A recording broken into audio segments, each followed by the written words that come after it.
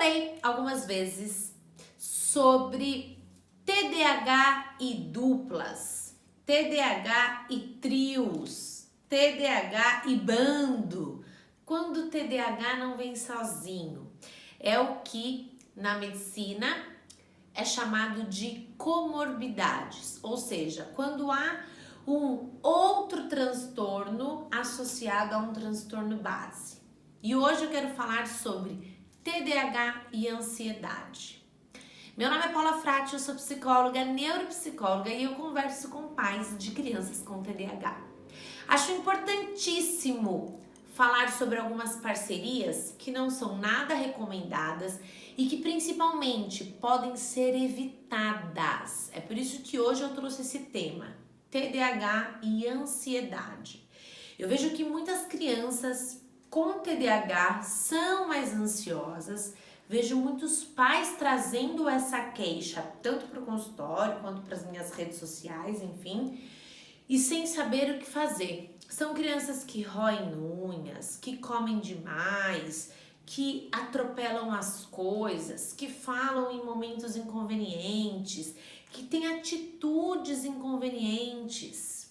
E esses pais precisam lidar com essa dupla, com os prejuízos causados pelo TDAH e com os prejuízos causados por essa ansiedade que muitas vezes não cabe na criança. Então, para começar a falar dessa parceria, que não é nada recomendada, eu quero falar primeiro sobre o que é a ansiedade. A ansiedade, ela é uma resposta natural do nosso organismo. É esperado que as pessoas tenham algumas atitudes, alguns comportamentos movidos pela ansiedade. A ansiedade faz parte do conjunto de sensações que nós experimentamos e é muito necessário para a nossa sobrevivência. Porque quando a pessoa não tem nada de ansiedade, zero, ela fica numa good vibes total e ela muitas vezes não percebe alguns perigos. Então, é um exemplo que eu sempre dou. Se eu estou aqui e de repente começa a pegar fogo, aqui nesse prédio, se eu não tenho nada de ansiedade, se o meu corpo não reage a esse acontecimento, eu vou ficar aqui tranquila, esperando as coisas acontecerem, vendo qual é a melhor atitude que eu posso tomar. E isso pode me colocar em risco, isso pode me colocar em perigo. Agora, se o meu cérebro acende um sinal de alerta e manda a seguinte mensagem: Paula, você está em perigo. E aí meu coração começa a acelerar, eu começo a suar frio, minha respiração começa a ficar curta porque o meu corpo tenta preservar, tenta economizar energia, eu vou pensar rápido. E aí eu vou, meu Deus, eu tenho que descer pelo elevador, pela escada, o que eu faço? Preciso desocupar esse espaço, tô segura aqui, tô correndo perigo. Ou seja, essa é uma resposta esperada e é uma resposta movida pela ansiedade. Então a ansiedade, ela faz parte das nossas sensações. É esperado que todas as pessoas sintam ansiedade em alguns momentos. O problema é quando o cérebro ativa esse alerta em situações que não são necessárias, em momentos inoportunos. Ou seja, tá tudo bem, tá tranquilo, eu tô aqui gravando esse vídeo pra vocês e o meu cérebro ativa esse sinal de alerta. Tá desproporcional, não tem justificativa. E aí, então, nós começamos a entender isso como um problema, como um prejuízo. E é o que acontece com muitas pessoas que têm algumas crises de ansiedade que podem se transformar em transtornos de ansiedade. Existem vários transtornos de ansiedade e eu vou falar sobre alguns desses transtornos. Então, para entender, existe a ansiedade, que é uma característica natural dos seres humanos, certo? Mas quando a ansiedade, ela acontece em momentos inoportunos e com muita frequência, isso pode se transformar num transtorno da ansiedade. Eu já falei muitas vezes e em outros vídeos, você já deve ter me ouvido falar, que o TDAH é o transtorno do exagero, ou seja, características comuns como a desatenção, a impulsividade e a hiperatividade. Muitas pessoas têm essas características, mas na pessoa que tem TDAH, essas características estão exageradas, estão funcionando de uma forma muito potencializada. Então, o TDAH é um transtorno do exagero. O transtorno de ansiedade, ele é um transtorno da preocupação. A pessoa que ela é muito ansiosa e que acaba desenvolvendo um transtorno de ansiedade, ela desenvolve um transtorno da preocupação. Porque a ansiedade, ela está sempre relacionada a alguma coisa que ainda não aconteceu. Está relacionada ao futuro, nunca ao passado. As doenças do passado são as doenças, né? Principalmente os transtornos de humor, como por exemplo a depressão. A ansiedade não. A ansiedade, os transtornos de ansiedade estão relacionados ao futuro, ao que virá, ao que pode acontecer. Essa é a grande angústia da pessoa que tem um transtorno de ansiedade. E aí, o que acontece com a criança que tem TDAH? Ela tem um transtorno do exagero e esse exagero faz com que ela receba muitas críticas, faz com que ela receba muitos sinais negativos, ela tem muitos prejuízos nas relações, ela perde muitas coisas, ela perde objetos, ela perde eventos, ela esquece o que ela ia falar, ela esquece o conteúdo da prova, ela esquece de fazer a lição. E esses prejuízos causados pelo transtorno do exagero, que é o TDAH, acaba fazendo com que essa pessoa desenvolva um transtorno da preocupação para compensar o TDAH. Olha só que coisa, ou seja, eu tenho um transtorno de exagero que me traz muitos prejuízos, então eu desenvolvo um transtorno da preocupação para compensar os meus prejuízos, para diminuir os meus prejuízos. Isso é muito doido. E pode até parecer, num primeiro momento, que isso funciona. Bom, se ela tem prejuízos por conta da desatenção, se ela perde as coisas porque é muito distraída e vive no mundo da lua, se ela ficar preocupada, ela não vai perder tantas coisas. Se ela ficar preocupada, ela vai se atentar, ela vai sair do mundo da lua. Não faz sentido? Num primeiro momento? Em um primeiro momento pode até fazer sentido, mas no segundo momento eu posso te garantir que essa pessoa ela terá dois problemas: o transtorno do exagero e o transtorno da preocupação. É como apagar fogo com gasolina. Você não apaga, você aumenta o incêndio. Você acaba tendo que cuidar de dois problemas, tendo que tomar dois tipos de medicação, tendo que lidar com imensos prejuízos emocionais, funcionais, cognitivos. Ou seja, definitivamente não é o caminho. Desenvolver um transtorno da preocupação para compensar o transtorno do exagero é cilada total, mas é muito comum. É muito comum, é uma parceria comum e faz todo sentido, não faz? Porque a pessoa tem um transtorno de exagero, desenvolve a preocupação para não ter mais o exagero e aí acaba tendo dois problemas. É por isso que nós precisamos de muita clareza a respeito do TDAH e dos prejuízos causados pelo TDAH para poder impedir que essas parcerias aconteçam, que esses encontros aconteçam, que as comorbidades aconteçam. Então você, enquanto mãe, precisa estar muito atenta ao teu filho, à tua criança, né? Ao teu filho, à tua filha, enfim, para que a sua criança não desenvolva o transtorno da preocupação. E existem vários transtornos da preocupação. Entenda toda vez que eu falar sobre o transtorno da preocupação, eu estou falando sobre transtornos de ansiedade. Existem vários transtornos de ansiedade que a criança pode desenvolver. Um deles é o transtorno de ansiedade generalizada, que é uma ansiedade permanente, ruminante. A pessoa está sempre preocupada com o futuro, com o que vai acontecer. É uma ansiedade generalizada mesmo. Está sempre muito preocupada com o que não veio ainda, com o que não surgiu, com o que não aconteceu, com o que virá. E isso acontece justamente por conta desses exageros. Então, eu preciso ficar muito preocupada o tempo todo, manter o meu cérebro em alerta, porque eu perco as coisas, eu recebo muitos sinais negativos, eu recebo muitas críticas e eu não quero que isso aconteça. Então, eu preciso o quê? Me antecipar. Mas não é assim que as coisas funcionam. Então, ansiedade generalizada é um tipo de transtorno de ansiedade, de transtorno da preocupação.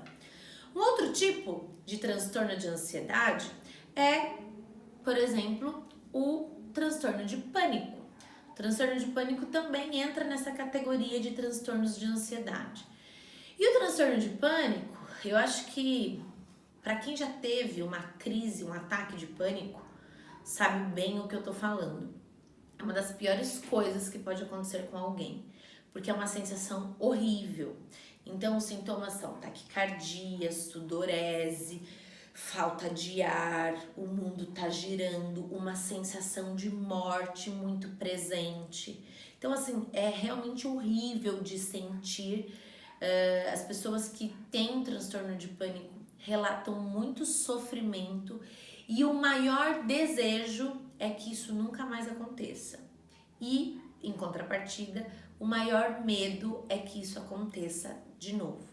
Então, a pessoa desenvolve uma preocupação gigantesca de que aquilo vai acontecer de novo. Meu Deus, isso não pode acontecer de novo, eu não posso mais sentir isso, eu não posso. E aí a pessoa tenta evitar toda e qualquer possibilidade de ter um novo ataque de pânico.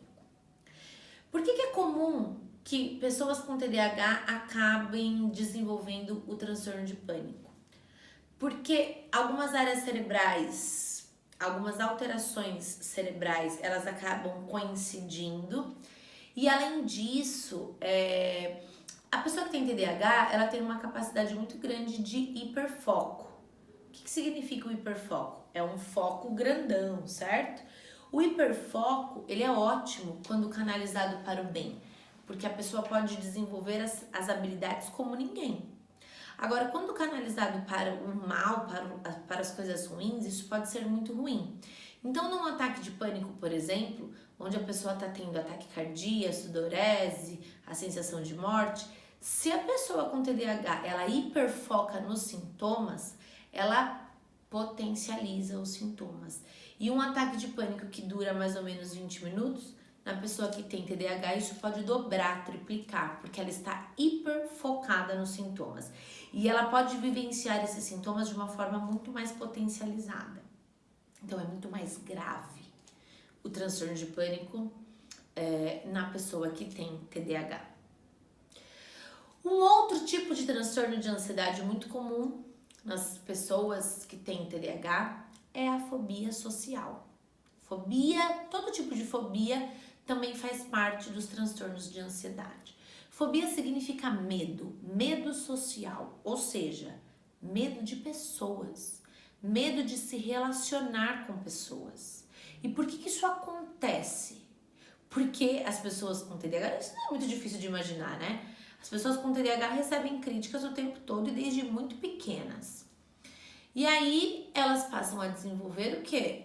Medo de receber crítica. Poxa, eu não quero receber crítica. Eu tô fora, tô cansada de receber crítica.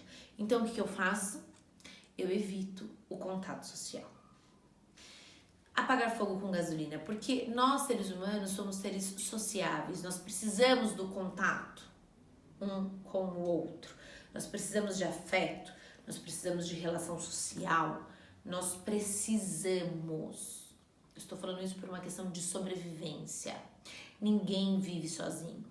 Então, a pessoa que desenvolve medo de outras pessoas é uma pessoa que se isola. E que aí muito provavelmente ela vai desenvolver outras comorbidades, porque a pessoa que se isola, ela tem um fator de risco muito importante para desenvolver o quê? Depressão, por exemplo. Ou seja, é fácil de entender o porquê que a fobia social acontece nas pessoas, é desenvolvida nas pessoas que têm o transtorno de déficit de atenção com hiperatividade, porque são pessoas que recebem muitas críticas, muitos sinais negativos, mas é um caminho muito errado, muito inadequado e que pode e deve ser evitado a todo custo.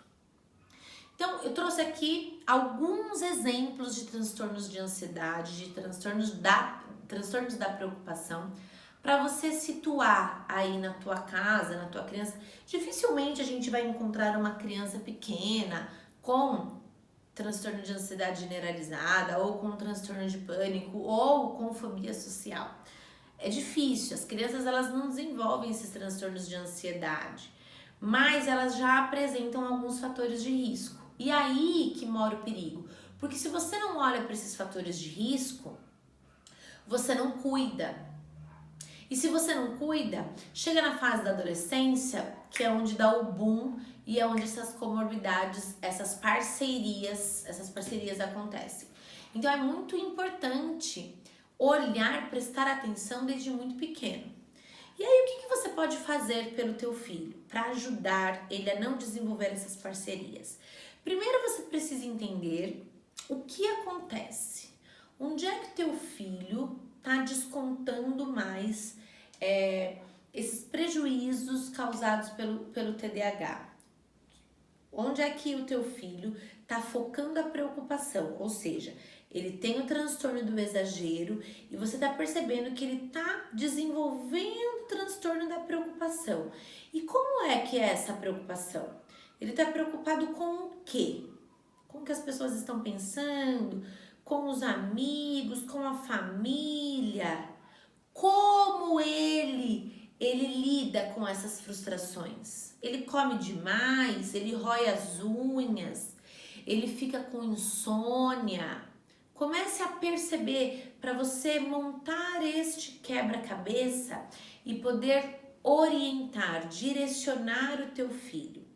É importante bloquear alguns caminhos, certo? Então, se você sabe que o teu filho, quando é frustrado, ele come demais chocolate, o que seria bloquear? Não ter tanto chocolate em casa. Então você bloqueia, só que não é bloquear e deixar o teu filho no vazio, no escuro, não. Você bloqueia e dá suporte, dá apoio, ajuda, acolhe a criança, tá? Um outro ponto, se você percebe que teu filho é mais ansioso e tem essa tendência a desenvolver o transtorno da preocupação, o teu filho obrigatoriamente ele precisa utilizar a respiração a favor dele. Um ponto chave para tratar qualquer tipo de ansiedade é a respiração. E gente, respiração é um negócio que você tá aqui, ó, fazendo o tempo todo. Ninguém precisa te ensinar. Você só precisa desenvolver algumas técnicas, algumas habilidades. Porque lembra no começo desse vídeo que eu falei que a ansiedade é uma resposta natural do organismo, é como se o cérebro acendesse um sinal vermelho? Só que no transtorno de ansiedade, esse sinal vermelho está ligado muito tempo em momentos inadequados. Então, a respiração, quando você respira, é como se você estivesse falando pro teu cérebro: ei, cérebro, apaga essa luz, não tem nada a ver. Quando a gente tá nervoso, a gente respira curtinho, pode reparar. Por que a gente respira curto? Para economizar energia, para economizar esforço, porque o cérebro entende que você vai precisar utilizar essa energia num momento próximo, para fugir, para fazer alguma coisa, entende? Então, respirar curto faz com que você economize energia, ótimo. Só que economizar energia no momento que você não precisa economizar energia é um desperdício. Então, você precisa respirar. E quando você começa a respirar fundo, você mostra para o teu cérebro que não existe necessidade de ligar esse sinal de alerta. Então, fazer exercícios de respiração é muito importante para as pessoas que têm o transtorno da preocupação, para as crianças que já demonstram alguns sinais de ansiedade. E você é a pessoa mais indicada para fazer isso com o teu filho. Você deve ser o modelo. E se você tem algum transtorno da preocupação, algum transtorno da ansiedade, saiba que é muito importante que você trate esse transtorno, porque você também é um modelo de resposta. O teu filho aprende muito com você. Se você lida de uma maneira ansiosa com os seus problemas, o teu filho vai lidar também. Às vezes eu recebo mães com queixas, falando, nossa, minha filha, meu filho tá roendo a unha, rói até a unha do pé. E aí você olha a unha da mãe, é toda bagaçada. Por quê? A mãe também rói. A mãe também é ansiosa. Ou seja, você é um modelo. Não tô dizendo que, nossa, isso é genético, eu passei pro meu filho. Não, mas você é uma referência. Se você lida de uma forma agressiva com os seus problemas, você ensina o teu filho a lidar de uma forma agressiva com os problemas dele. Você é modelo, você é referência. Então, faça você os exercícios de respiração. Aprenda, utilize isso ao seu favor, que o teu filho também vai aprender. E vai ser uma experiência incrível para vocês. Vamos pensar direitinho sobre essas parcerias para evitar esses prejuízos, para evitar que o TDAH se agrave. O TDAH por si só já é um grande desafio, né? Você não precisa colecionar outros desafios para a tua vida. Então, estar atenta a tudo isso é muito importante. Primeiro é você, como é que você reage? É o que eu sempre falo, já falei inúmeras vezes e vou repetir aqui, né? Falo muito no curso Fazendo as Pazes com o TDAH do seu filho sobre a importância do autoconhecimento. Porque quando você entende que você é modelo, quando você entende o quanto as suas ações influenciam nas ações do teu filho, tudo fica mais claro. E você entende que as maiores e melhores mudanças, elas devem começar por você. Então, vamos refletir um pouquinho sobre isso para evitar essas parcerias? Esse é um convite que eu faço para você. Me conta aqui embaixo.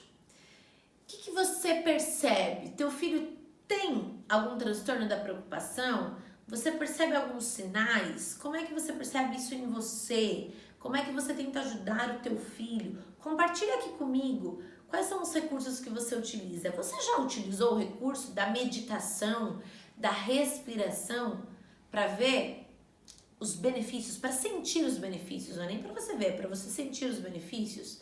Se você ainda não experimentou, faça isso. Você vai ver o quão incrível é aprender a meditar e respirar. Isso pode ser muito transformador.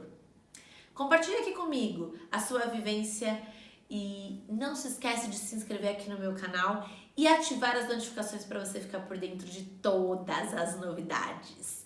Um grande beijo e até o próximo vídeo.